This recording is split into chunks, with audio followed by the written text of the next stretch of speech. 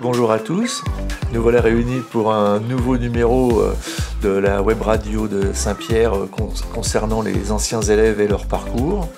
Après avoir reçu Lilia Hassen il y a quelques mois, nous voilà avec Fabio Contiero qui a passé quelques années à Saint-Pierre dans les années 2000 et qui va nous raconter dans le détail son parcours qui est à la fois atypique et assez intéressant.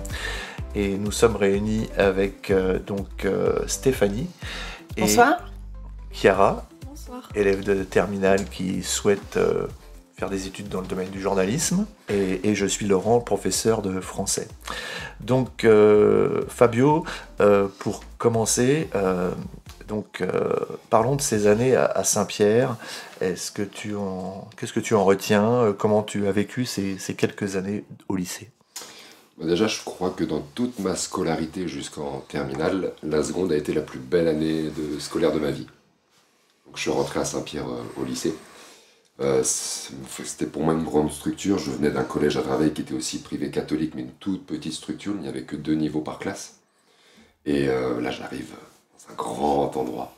Juste Fabio, pour dire, c'était à peu près lesquelles années où vous étiez présent à Saint-Pierre? Je suis rentré en 2004. D'accord. Comme ça, c'est en 2007. Ok, merci. Et pour moi, c'était idyllique. Mon frère avait été au lycée hôtelier il y a des années de ça à Saint-Pierre. Et c'était quelque chose d'énorme. Et j'ai rencontré énormément de gens qui m'ont permis de m'ouvrir l'esprit déjà à cette période. Et la première et terminale ont été un petit peu plus compliquées, même de comportement. Mais je n'en retire que de bons souvenirs. D'accord. Donc, ces 3 années sur Saint-Pierre, vous avez passé quel bac? Littéraire. D'accord, littéraire. Par la suite, vous aviez des idées en tête de votre futur ou c'est vraiment... vous saviez ce que vous vouliez faire ou pas du tout? J'ai jamais su ce que je Vous voulais avez faire. jamais su? Jamais. J'avais juste, depuis que je suis tout petit, pour des raisons personnelles, familiales, je détestais le sentiment d'injustice. C'était vraiment quelque chose qui était ancré en moi. Et naturellement, je suis allé en fac de droit, en fait. D'accord. Mais en me disant, ça mène à beaucoup de choses. Je vais voir petit à petit si je peux affiner un petit peu mes recherches et trouver ce qui me correspond. Et ça n'a pas été trop le cas au final.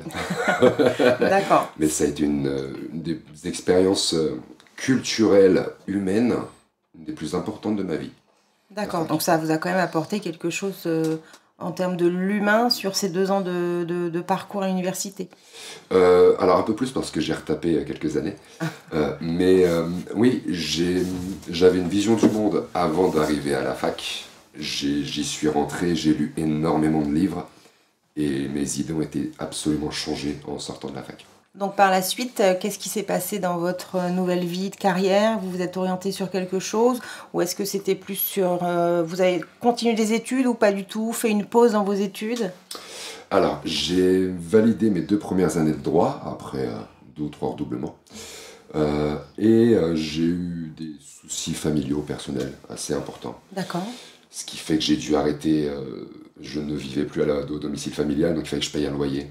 Et c'était compliqué de pouvoir gérer avec les études à côté. Donc une remise en question, plus de moyens de vivre que de choix de vie dans vos études. Même de survie, parce que quand j'avais arrêté la fac de droit, j'avais un job étudiant à côté, à 7h, 14h par semaine. Donc c'était 200, 300 euros par mois. Oui. Mais j'ai voulu aller sur le 35 heures quand j'ai arrêté les études et qu'il fallait que je paye mon loyer. Ça a été une période très compliquée parce que j'avais pas encore de logement. J'ai vécu dans la voiture pendant quelques semaines. En précarité, donc. Ouais, énorme. Mais ça a duré quelques semaines. Après, j'ai pu compter sur des amis qui m'ont aidé. Et ensuite, j'ai pu trouver un logement quand j'avais eu mon 35 heures dans l'entreprise où j'étais déjà. Et c'était du commerce, je vendais des vêtements. Et, donc vous êtes resté dans le commerce, c'était un pur hasard ou simplement pour pouvoir payer vos factures et... Alors, pour payer les factures, et on va dire que je n'avais pas de diplôme reconnu, Bac+2 en droit, ça n'existe pas dans le monde du travail. Non. Mais on va dire que j'avais une sorte d'aptitude naturelle à parler aux gens très facilement, ce que je ne connais pas. Et pour le commerce, c'était à peu près la voie royale, parce que c'est encore une des seules branches où vous n'avez pas besoin de diplôme pour caper. Et c'est ce qui m'a permis d'accrocher ce premier travail en 35 heures et de commencer ma vie professionnelle. D'accord. Vous y êtes resté combien de temps dans le commerce ? Dans le commerce de vêtements, je me suis fait des fiches de 2011 à 2018. Et c'est à partir de la fin de ce métier, la rupture avec cette personne que j'avais rencontrée, où là, je sais pas, c'est comme si mon cerveau se mettait sur reset, et il y a vraiment... j'appréhende les choses d'une toute nouvelle manière, je ne les vois plus de la même façon. J'ai 30 ans, je pense que ça vient aussi avec la crise de la trentaine peut-être. Mais oui, je cherche du sens, l'argent ne m'intéresse plus du tout comme avant. Et je sens qu'en fait, c'était latent, mais j'ai toujours aimé l'humain. C'est pour ça aussi que je faisais du commerce. Mais je leur rendais pas vraiment service. Je rendais plutôt service à mon portefeuille plus qu'autre chose. Et à partir de là, vont se suivre 3 années où je vais tester pas mal de choses. Je vais être ingénieur conseil dans une boîte assez pointue dans l'ingénierie, dans le bâtiment, dans l'accessibilité aux personnes à mobilité réduite. D'accord. Le travail est génial, les collègues sont géniaux. J'ai un poste vraiment top, poste de cadre, j'ai un très bon salaire fixe, j'ai vraiment tout qui est bien. Mais j'ai pas le... À la fin, ils ont validé ma période d'essai, ils étaient satisfaits de ce que je faisais et j'ai eu du mal à leur dire non parce que je me disais, je me sentais un peu coupable de me dire attends, tu vas lâcher un poste qui est quand même... Enfin, il y a des gens qui se battraient pour avoir ce poste. Mais j'ai préféré m'écouter plutôt que ma famille et tout mon entourage qui me disaient mais t'es fou quoi. Ne quitte pas ce métier, c'est un métier d'avenir, t'es tranquille pour tes 30 prochaines années. Ouais mais non. D'accord. Et donc, contre l'avis de tous, je leur ai dit au revoir. Là, je vais tester 2-3 choses. Je vais être coursier en hôpital à Paris. Je vais être croupier aux Champs-Élysées. Et je vais aller chez une soirée au mois de juillet 2023 chez des amis que je n'avais pas vus depuis longtemps. Je rencontre une fille avec qui on s'entend bien. Et 3 jours plus tard, elle me renvoie un message et elle me dit écoute, je suis psychologue dans un établissement, dans une maison de vie pour personnes âgées. Je t'ai vu à la soirée, t'as l'air d'être un petit peu foufou. On a un poste d'animateur qui se libère pour l'instant en tant que vacataire, mais il y a une possibilité de contrat à durée indéterminée par la suite. Et là, pour vous, ça a évoqué quelque chose quand Déjà, il y a un petit tilt, ouais. Il y a un petit truc. Parce que c'est pas donné à tout le monde de travailler dans des EHPAD. Donc, vous, ça vous a... Il y avait, quand j'étais au collège, j'avais une prof de SVT, Madame Baudouin, si jamais elle m'entend, je pense à elle super souvent, j'aimerais la revoir un jour, qui nous emmenait en fait, quand on était au collège, dans une maison de retraite à Draveil, qui avait juste à côté. Et je me souviens que ça emmerdait tous les élèves. Et j'étais un des seuls, moi j'adorais. Ah, il trouvait de l'intérêt à être bien. Je préparais les sketchs, je m'y mettais à fond, j'allais là-bas, je mettais toute mon énergie. Et j'avais complètement oublié ça, et quand elle m'a envoyé ce message après la soirée pour ce travail, tout est remonté en fait dans ma tête. Ok, une sorte de puzzle. Ouais. Ok, ça s'accordait bien. Tout à fait. Et le vrai tilt, il a eu lieu le jour de l'entretien, où j'ai vu l'établissement qui est à taille humaine, qui est totalement dédié pour les résidents, un projet d'établissement qui est unique en France. Par exemple, les membres de la famille peuvent venir à 3h du matin ou à 14h.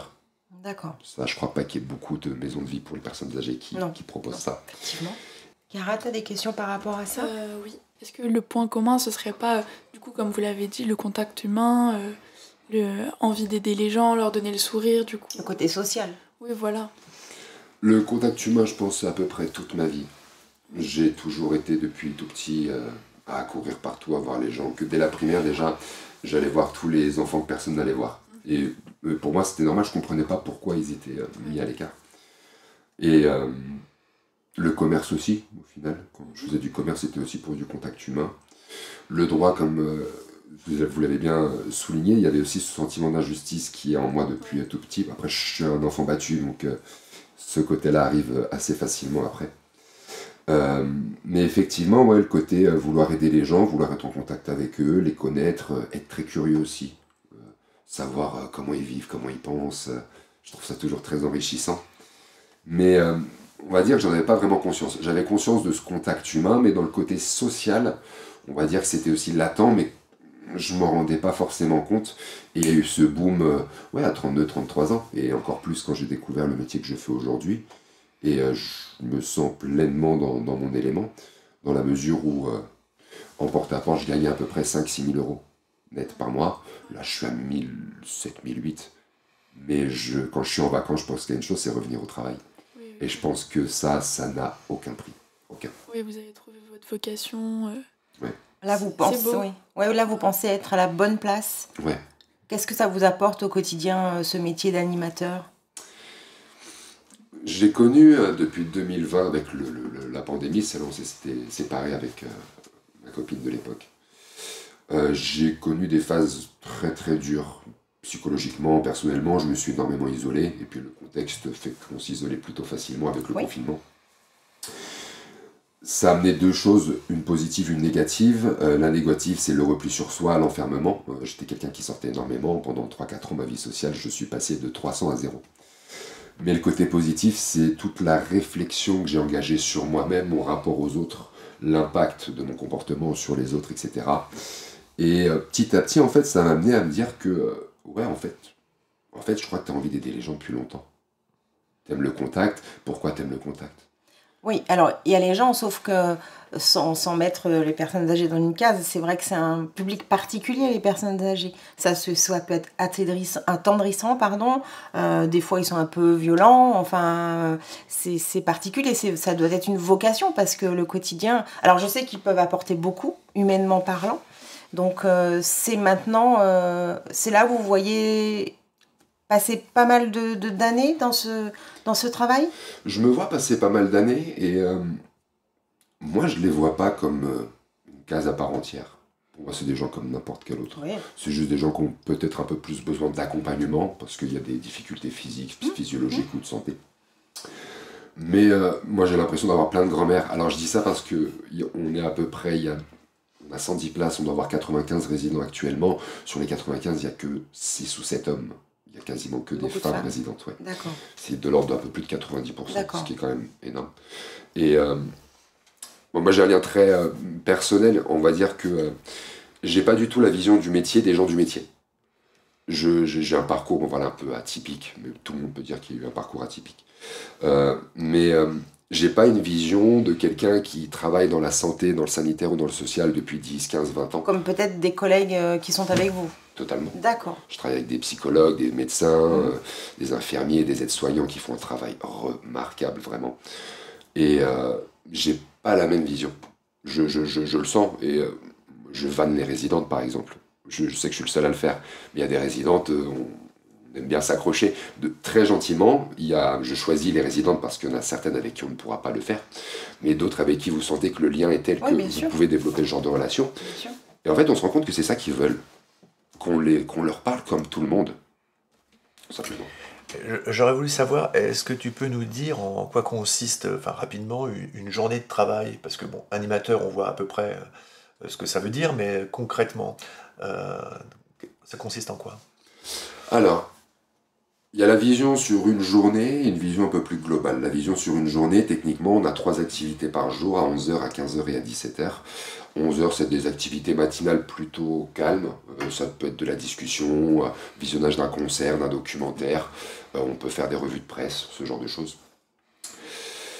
15h, c'est des activités, quand il fait bon, on peut faire des activités de plein air, sinon ce sont des jeux. Et à 17h, c'est le grand jeu, tout le monde est réuni dans la cafétéria et on peut faire gagner des lots, des bons, des boissons qui peuvent gagner aussi, avec plein de jeux autour de la culture générale, généralement, de faits historiques ou ce genre de choses.